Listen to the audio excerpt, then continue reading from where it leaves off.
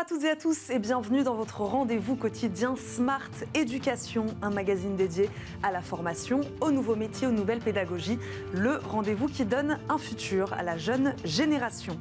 Aujourd'hui, les évolutions du secteur informatique.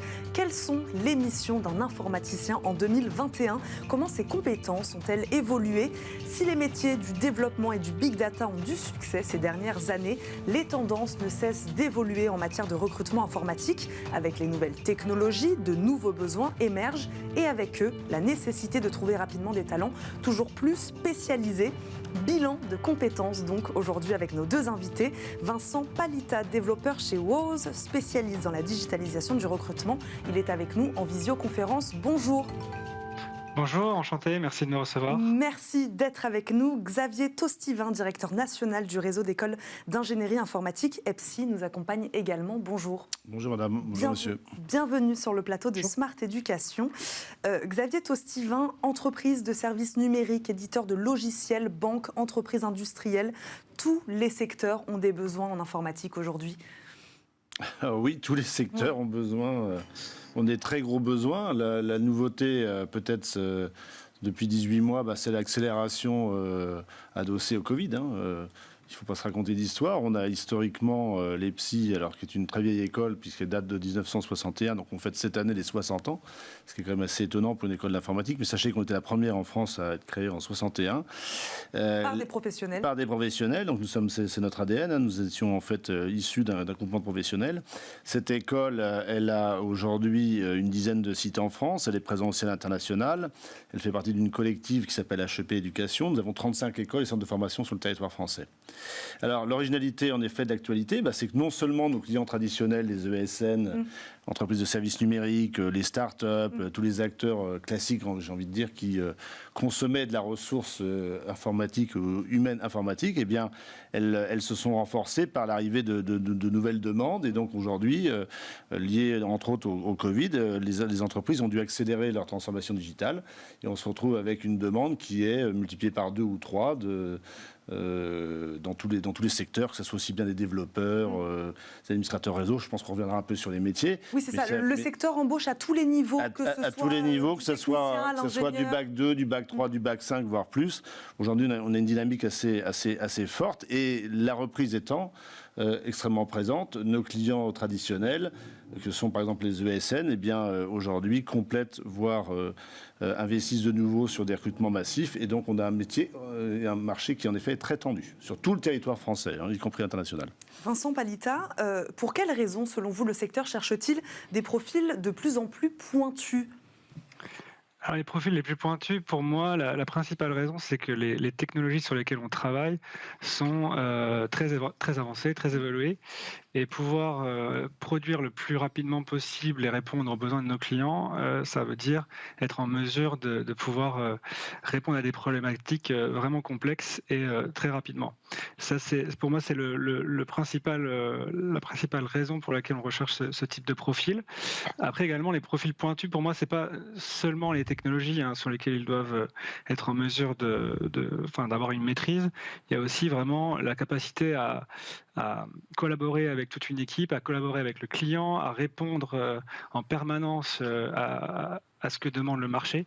Et ça demande de l'expérience. Donc il y a le côté technologique d'un côté, donc l'expérience sur la technologie, et le côté vraiment être en mesure de collaborer avec toute l'entreprise et les clients auxquels on souhaite répondre. Ce qui relève peut-être donc plus du domaine des soft skills. Expliquez-nous, Vincent Palita, en quoi consiste votre métier de développeur ?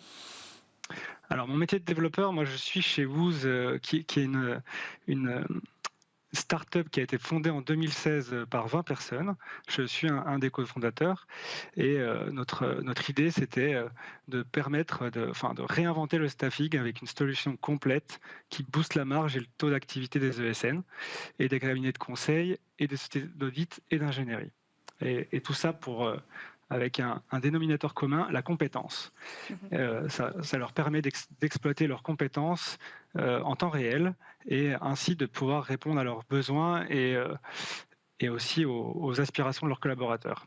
Et en fait, moi, je viens complètement de ce milieu. En 2016, j'étais freelance consultant dans une entreprise de voyage. Et clairement, j'avais des aspirations et j'avais des compétences que je voulais mettre à profit. Et du coup, mon quotidien, il s'est complètement révolutionné pour moi en 2016 en rejoignant donc cette aventure qui m'a demandé en fait de vraiment mettre à profit mes expériences, mes compétences sur le métier de l'informatique. Donc mon quotidien aujourd'hui, c'est travailler tous les jours avec une équipe à peu près de 20 personnes sur la partie que nous on appelle chez vous la 3D Factory.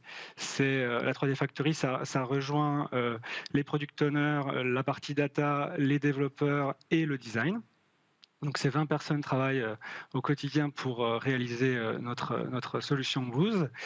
Et mon quotidien, ça va être travailler avec l'ensemble de ces personnes, collaborer aussi avec nos équipes CSM, Customer Success Management, qui vont être en lien avec les clients au quotidien, afin de répondre toujours le plus possible et le plus proche de leurs besoins. Vincent Palita, je vous coupe. Xavier Tostivin, on parle de profils pointus, plus spécialisés, qui doit s'adapter très vite à un secteur en constante évolution. Les formations, justement, elles sont-elles plus généralistes, justement, pour finalement aider ces jeunes informaticiens à apprendre et ensuite, ou est-ce qu'elles sont plus spécialisées? Elles se spécialisent tout de suite. Alors nous, on a évolué dans notre modèle, puisqu'on a constaté, je disais tout à l'heure, on est une vieille école, 60 ans, néanmoins, évidemment et heureusement, on a évolué en permanence en écoutant les acteurs du secteur. Le point premier, et vous l'avez rappelé, c'est très important, c'est qu'à l'EPSIWIZ, les apprenants chez nous, aujourd'hui, on leur transmet des compétences transversales ainsi que des compétences techniques pour lier au métier visé. Alors, on forme, bien sûr, à peu près 3, on forme des jeunes de niveau 5 au niveau 7, mais maintenant on a une approche un peu différenciée. C'est-à-dire que dans notre approche pédagogique, on a imaginé un premier cycle avec un socle commun, puisqu'on considère en fait que les étudiants vont s'orienter vraiment ou commencer à se spécialiser qu'à partir de la 3e année. Et nous formons donc des jeunes de niveau 5 à niveau 7, mais niveau 7, donc Bac plus 5, mais nous avons intégré aussi qu'il fallait imaginer avec eux et conformément aux attentes et à la demande des professionnels, d'avoir ensuite des parcours de spécialisation. Donc, vous avez évoqué tout à l'heure l'importance des soft skills pour justement être capable d'intégrer, d'encadrer, d'être des futurs chefs de projet dans des structures petites ou grosses. On n'est plus le geek tout seul derrière son ordinateur. Absolument pas. Donc on travaille en projet. Voilà, on est très fiers en plus d'encadrer de plus en plus et d'intégrer dans nos écoles de plus en plus de jeunes femmes, même si on aimerait en avoir plus. Mais on est complètement sorti de cette caricature de l'informaticien boutonneux qui est assez insupportable d'ailleurs et qui est tellement réductrice. Donc on a aujourd'hui évidemment évolué dans notre modèle. Donc on a évolué dans le modèle pédagogique classique, puisque je vous ai dit tout à l'heure, on a des socles communs et ensuite on va vers des spécialisations. On va vers des tracks en 4e et 5e année qui sont extrêmement professionnalisants. On a souhaité aussi mettre en place des nouveaux parcours de formation continue aussi pour des professionnels qui sont en poste aujourd'hui, parce qu'il ne faut pas négliger non plus les gens qui aujourd'hui sont employés dans des belles entreprises, mais qui ont besoin d'évoluer en fonction aussi des technos. Oui, des informaticiens qui ont passé leur diplôme il y a 10 ans. Exactement, donc qu'il ne faut surtout pas négliger et qu'il faut continuer à former, sinon demain on aura des vrais soucis, et puisqu'après ils seront plus du tout en phase avec le marché et les employeurs ont l'obligation, vous le savez bien, je pense, de continuer à former leurs collaborateurs. Et puis, Xavier Tostivin, vers quel métier se tournent aujourd'hui les jeunes informaticiens? Si vous voulez, nous, aujourd'hui, notre expertise, elle est dans 3 grands champs. On a le premier qui est le développement applicatif. Donc je pense que tout à l'heure, notre interlocuteur là, en parlait.